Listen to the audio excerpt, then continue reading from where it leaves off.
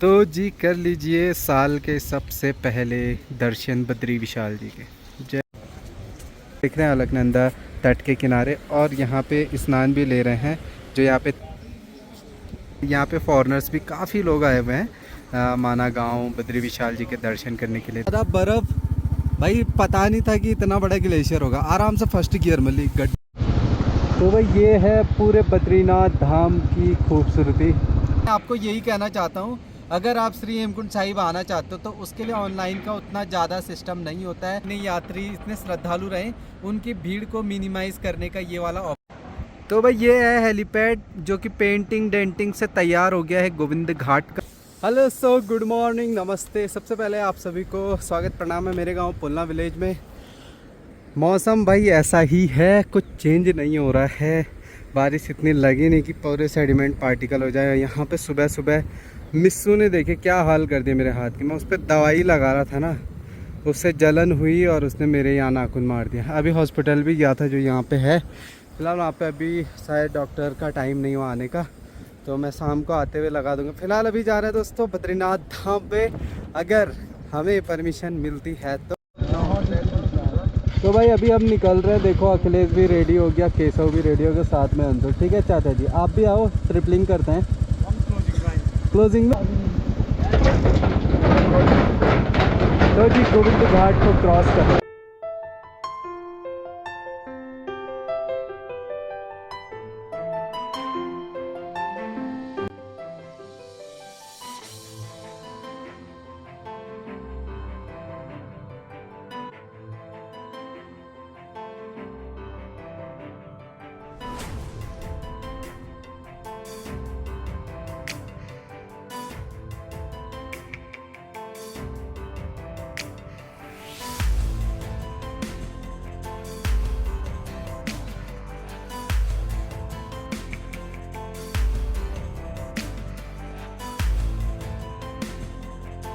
तो भाई अभी यहाँ पे हनुमान चट्टी पे आ गए हैं और यहाँ पे रुके थोड़ा। आज मंगलवार का दिन है, तो भाई आज सोचा अच्छे दिन है तो शुभ दिन में भगवान जी जो हनुमान जी के हमने दर्शन कर लिए, टीका वीका लगा दिया। और यहाँ पे देखो फल वगैरह भी लाया था अंशुल, तो वो भी चढ़ा दिए।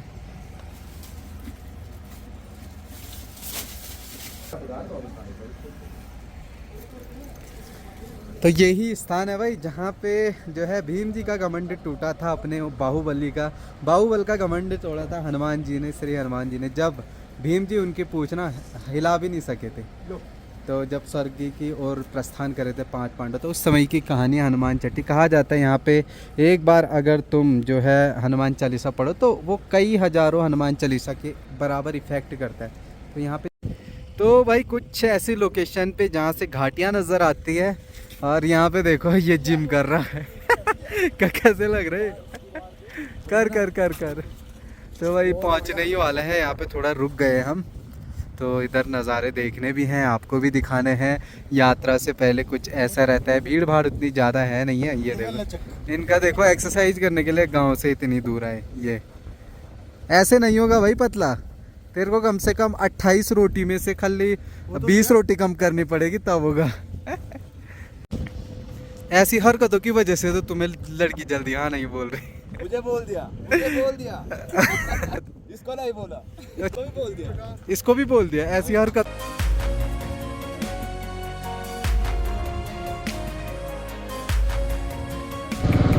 तो वो ग्लेशियर पॉइंट है, थोड़ा सा इस बार कम ही बर्फ है बद्रीनाथ धाम में। तो भाई बैकुंठ धाम पहुंचते ही ना कुछ अनोखा सा महसूस होता है। ऐसे लगता है पता नहीं भाई हम जीते जी कौन सी जगह आ गए हैं। मतलब एक पहाड़ियाँ हर एक। तो भाई बद्रीनाथ धाम भी पहुंचे और गाड़ी ना अंदर तक जा तो नहीं पा रही है। तो यहीं पे देखो यार कितना काम ऑफ सीजन में हुआ। जो ये मोदी का जो प्रोजेक्ट है बद्रीनाथ का, कितना ओपन हो गया, कितना अच्छा भी लग रहा है, खुला खुला एरिया। और यहाँ से रास्ता भी बन गया है और खुलेगा तो बद्रीनाथ धाम यहीं से नज़र आ जाएगा। तो चलते हैं थोड़ा पहले बद्रीनाथ मंदिर के पास चलते हैं, भगवान जी के दर्शन कर लेते हैं, फिर जा कर के आएंगे। और काफ़ी काम हो गया, देखो कितना ओपन लग रहा है। जहाँ पे यहाँ पे घिच पिच हुआ करती थी कभी टाइम पे। तो जी आजकल कुछ ऐसा है खाली खाली माहौल, अभी यात्रा खुली नहीं है, नहीं तो इतनी भीड़ रहती है कि कदम रखने के लिए भी जगह नहीं रहती। दुकानें खुल जाएगी हर एक चीज़ों की, कपड़ों की दुकानें, यहाँ तो सारी मार्केट खुल जाएगी। आप समझिए 12 मई से सब कुछ खुल जाएगा। तो देखो अभी मार्केट में ना सब लोग कहीं ना कहीं दुकानें सजाने पे बनाने पे लगे हुए हैं, ताकि एक हफ्ते के अंदर अंदर ठीक हो जाए और फिर जब यात्रा खुले तो कोई परेशानी ना हो। वैसे यहाँ इतनी दिक्कत होती नहीं है, बहुत बड़ा स्पेस है होटल के लिए, रहने के लिए, एकोमोडेशन, खाने पीने, हर एक चीज़। तो जी कर लीजिए साल के सबसे पहले दर्शन बद्री विशाल जी के। जय हो प्रभु, जय हो।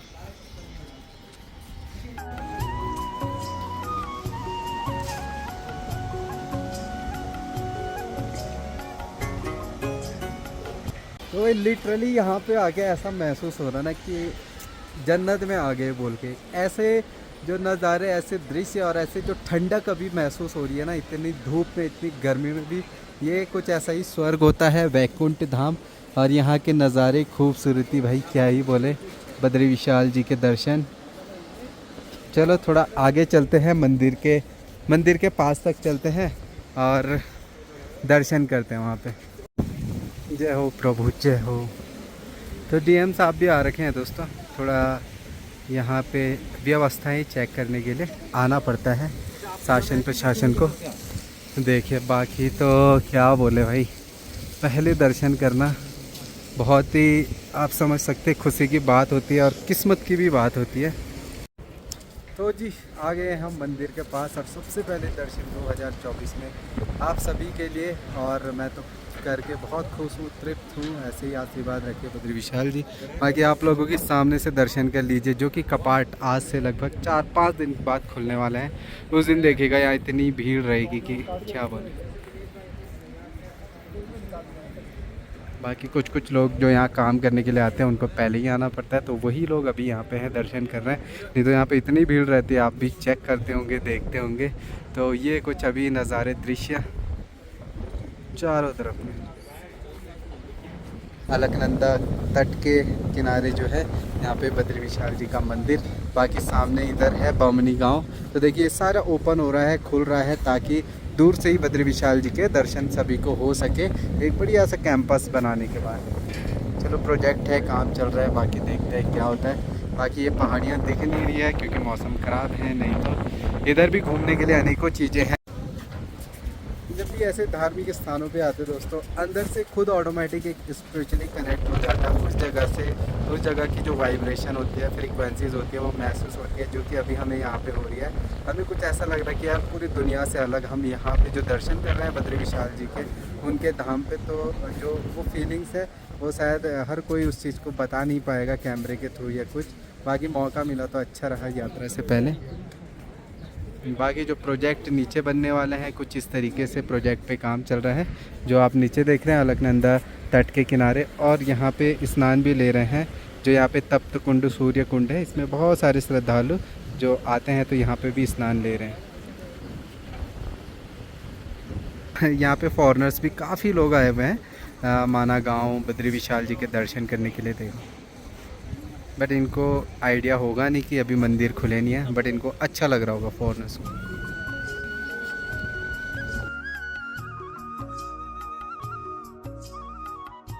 तो भाई फटाफट जाना है, कभी और दिन मौका मिलेगा दर्शन कराने का तो ज़रूर कराएंगे। बाकी अभी निकलते हैं।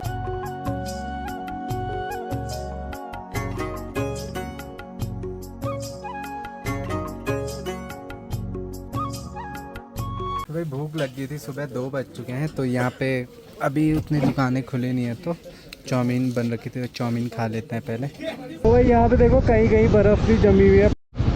तो भाई ये है पूरे बद्रीनाथ धाम की खूबसूरती। काफ़ी बड़ा एरिया है, जहाँ तक देखो आपको घाटी घाटी नज़र आती है। खूबसूरत पहाड़, नदियाँ, अलकनंदा, सरस्वती, हर एक चीज़ें नज़र आएगी। देखो यहाँ भी होटल वगैरह सब कुछ बनने लगे हैं। तो भाई अब माना विलेज के गेट तक जाएंगे, पूरा गांव एक्सप्लोर तो अभी नहीं करेंगे, वो कई बार गए हुए हैं और टाइम ओवर हो जाता है, तो ठंडा और थोड़ा बाइक स्किड होने का खतरा रहता है, इसलिए। बाकी यहाँ धुंध है जिसकी वजह से उतना नज़र तो नहीं आ रहा है, बट तब भी स्पेस देखिए भाई कितना प्यारा है। और सामने है माना गांव। देखो इधर आर्मी कैंप एरिया भी है। बाकी जो आर्मी की रोड है ऊपर, वहाँ अलाउ नहीं होता ऊपर से जो रोड जा रही है लोग, कोई भी लोगों को, सिर्फ आर्मी वाले जा सकते हैं। ये है माना विलेज। तो भाई ये देखिए इतनी ज़्यादा बर्फ़, भाई पता नहीं था कि इतना बड़ा ग्लेशियर होगा। आराम भाई इसको काटने में कितनी आफत आई होगी, देखो फर्स्ट गियर में। ये देखो भाई कितना खतरनाक हो जाता है, पूरे चारों दोनों तरफ बर्फ फुटा उठा है। ये देखो ओए ओए ओए, ये देखो भाई पूरा बर्फ से ऐसे हो रखा रास्ता। वो तो आर्मी वालों ने ही पहले क्लियर किया होगा, तभी जाके माना गांव के लोग आ पाए होंगे भाई। तो ये चीज़ें भी हैं कभी कभी आजकल।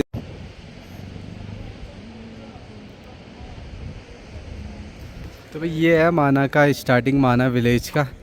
तो अभी देखो यार वहाँ पे कुछ मार्केट खुला नहीं है। बाकी मैं पहले भी गया हूँ, माना की जो वीडियोस होगी मैं डिस्क्रिप्शन में डाल दूँगा, और मेरी जो माना वाली प्लेलिस्ट है बद्रीनाथ वाली, उसमें आप देखें। बट यहाँ पे यार जो हवाई चल रही है बढ़िया। बाकी इधर है सतोपंत लेक है और स्वर्गारोहिणी का रास्ता, और वहाँ पे है लगभग यहाँ से 5 किलोमीटर दूर जो वसुधारा झरना है वो है। तो इस बार ग्लेशियर होगा तो थोड़ी मुश्किल हो सकती है, बाकी मुझे उतना नहीं लग रहा मुश्किल होगी। आप कभी भी आ सकते हैं, माना वसुधारा फॉल्स के लिए जा सकते हैं जब बद्रीनाथ धाम की ओपनिंग होती है। तो बाकी गणेश गुफा अनेकों चीज़ें हैं यहाँ पे माना विलेज में। चले तब फिलहाल तो निकलते हैं यहाँ से अब सीधा अपने पुलना गांव के लिए।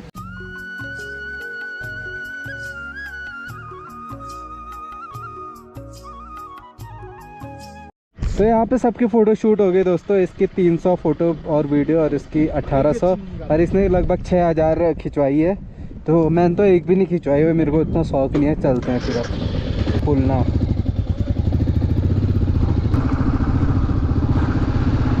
तो भाई बद्रीनाथ और श्री हेमकुंड साहिब जो हेलीकॉप्टर सेवा है, उस चीज़ के लिए बारे में मैं अब बताने वाला हूँ आपको।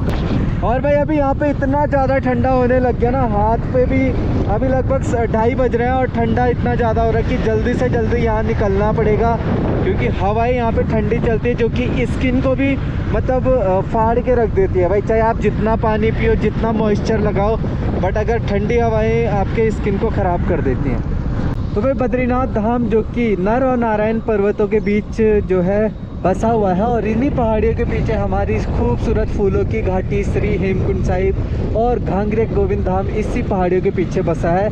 मैं अभी इसके बाद आपको 3D मैप के द्वारा समझाऊंगा कि हम अभी कहाँ पे हैं और गोविंद धाम श्री हेमकुंड साहिब कहाँ पे है। तो ये है भाई श्री बद्रीनाथ धाम, जहाँ पे आज हम गए हुए थे। और ये देखो नया प्रोजेक्ट जो बन रहा है, जिसमें आप देख सकते हैं वहाँ पे 2 छोटे छोटे पॉन्ड्स बनाए जा रहे हैं बद्रीनाथ टेम्पल। और देखो मैं इसको 3D में दिखाऊंगा आपको बद्रीनाथ धाम। और ये आती है यहाँ से अलकनंदा रिवर, और यहाँ से आगे जाएंगे तो माना गांव आता है। तो माना गांव से ऊपर जो मैंने आपको बॉर्डर रोड दिखाई थी जो कि देवताल के लिए जाती है, देवताल तो काफ़ी दूर है। ये देखो इधर कहीं देवताल है, और यहाँ से जो बद्रीनाथ धाम है, और यहीं से पीछे से जो रास्ता जाता है ये जाता है फूलों की घाटी, घांगरे और श्री हेमकुंड साहिब। देखो कितना पास है। और वहीं श्री हेमकुंड साहिब से ऊपर से यहाँ बद्रीनाथ धाम में दिखता है नीलकंठ पर्वत, जो आप ये देख रहे हैं ना सामने, नीलकंठ पर्वत, नीलकंठ ये दिखता है। और ये है माना गांव, और माना गांव से देखो पैदल ट्रैक जाता है सीधा आगे वसुधारा फॉल्स के लिए। वसुधारा फॉल्स के बाद स्वर्गारोहिणी के लिए आगे जाना होता है। यहाँ पे होता है सतोपंत। सतोपंत यहाँ भी लेक है। तो कितने पास है देखो सतोपंत, गंगोत्री कितने पास है सतोपंत से। और यहीं अगर मेरे को केदारनाथ दिखेगा, देखो बद्रीनाथ ये रहा और ये केदारनाथ रहा। पहले एक ही रास्ता होता था केदारनाथ और बद्रीनाथ का, एक ही पुजारी एक दिन पूजा करते थे बद्रीनाथ में और सेम डे केदारनाथ में पूजा करते थे। फिर उसके बाद जब पहाड़ लग गए तो अलग अलग धाम हो गए। बाकी देखो गंगोत्री और केदारनाथ और ये बद्रीनाथ सब एक ही जगह पे लगभग। ये जो नीलकंठ पर्वत है दोस्तों वो यहाँ दिखता है, जो कि श्री हेमकुंड साहिब से बिल्कुल टॉप पे दिखता है, जो कि यहाँ है। अभी दिख नहीं पा रहा क्योंकि इतना ज़्यादा जो धुआं उड़ रखा है जंगलों में आग की वजह से, इसलिए कुछ भी नज़र नहीं आ रहा। इतनी ज़्यादा धूल मिट्टी है, सब कुछ है। अभी हेलीकॉप्टर भी उड़ रहा था बद्रीनाथ धाम से नीचे की तरफ, जोशीमठ की तरफ, और जो ये धुआं है ना इसकी वजह से जो नज़ारे हैं वो देख नहीं पा रहे भाई हम। इतना मज़ा ही नहीं आ रहा, क्योंकि होता क्या है कि लोग बड़े दूर दूर से देश विदेश से भी आते हैं उत्तराखंड में घूमने के लिए। एक तो 4 धाम की वजह से, फूलों की घाटी, श्री हेमकुंड साहिब, और अलग अलग ऐसी लोकेशंस है, विंटर्स में भी आते हैं आजकल भी। अब वो यार इतनी दूर से अपना टाइम निकाल के और उनको उत्तराखंड में दिखे, ऋषिकेश से ऊपर आते ही धुआं धुआं धुआं, तो ये अच्छा नहीं लगेगा। उनको भी लगेगा कि यार एक चीज़ हमने मिस कर दी है। तो इसलिए हम चाहते हैं यात्रा शुरू होने से पहले आजकल 1-2 दिनों में ही थोड़ी बहुत 1-2 दिन की अच्छी बारिश पड़ जाए, जिससे जो भी धूल मिट्टी है वो सारी ज़मीन पे बैठ जाए और जंगलों में जो आग भी लग रही है वो भी ठीक हो जाए। भाई पांडुकेश्वर पहुंच गए हैं, और जैसे गोविंद घाट में अगर ना आपका दरबार साहब फुल हो जाता है, वहाँ के होटल्स फुल हो जाते हैं, तो आप थोड़ा सा 1 किलोमीटर इस साइड पुलना विलेज बोल रहा, पांडुकेश्वर की तरफ आ करके यहाँ भी आपको रेस्टोरेंट होटल्स वगैरह मिल जाएंगे, कोई दिक्कत नहीं रहेगी।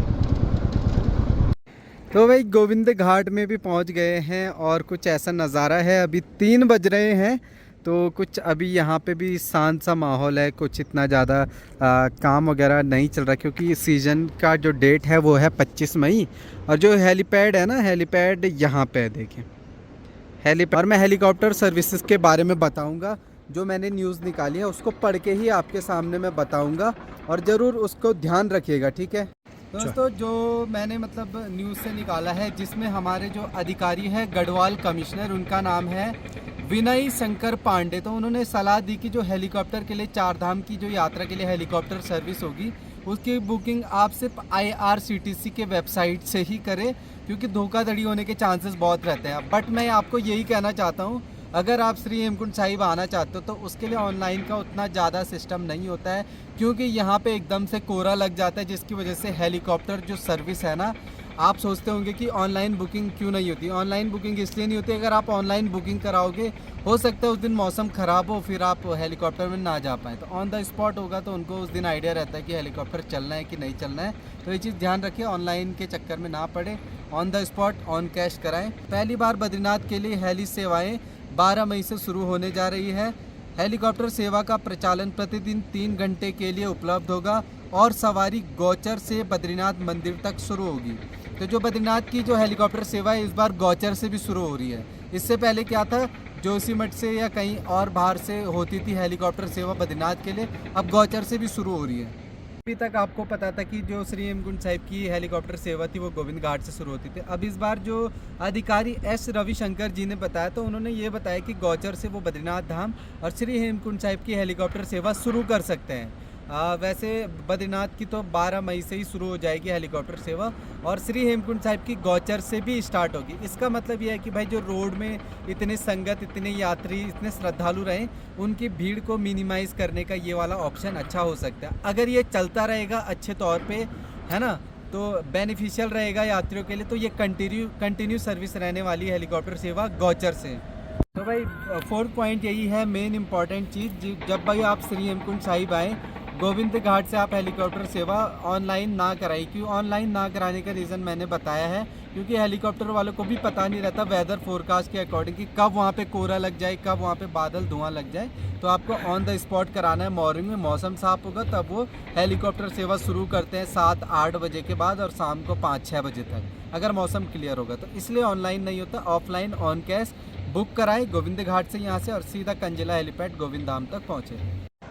तो भाई ये है हेलीपैड, जो कि पेंटिंग डेंटिंग से तैयार हो गया है गोविंद घाट का। यहाँ पे हेलीपैड रहेगा। गोविंद घाट जो गुरुद्वारा साहब है थोड़ा सा इधर है, तो वहीं से भी रास्ता है नीचे का, वहीं से भी आप ऑन द स्पॉट बुकिंग करा सकते हैं पवन हंस में। तो भाई दोस्तों घूम करके आ गए हैं, बाबा बद्री विशाल जी के भी दर्शन कर दिए। उम्मीद करता हूँ आपको भी अच्छा लगा होगा।